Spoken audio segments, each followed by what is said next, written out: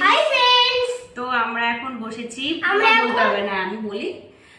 তো আমরা এখন বসেছি লক্ষ্মীর ঘট, আমরা তো লক্ষ্মীর ঘটই বলি।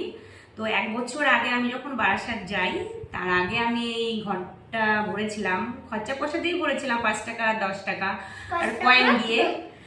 তো প্রত্যেকবার আসি ভাবি যে ঘরটা ভেঙে পয়সাগুলো বের করবো, তো আমার তো সময় হয়ে ওঠে না। এবার আমি 4-5 দিন এসেছি, 4-5 দিনের ছুটি নিয়ে, এদের স্কুল ছুটি আছে 4-5 দিন।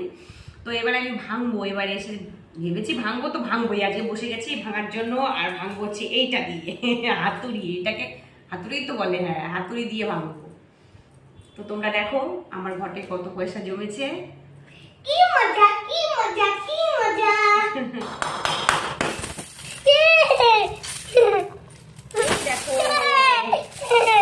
দেখো বাবা, এই যে 100 টাকার দুটো নোট রেখেছে সেটাও তোমার মনে নেই।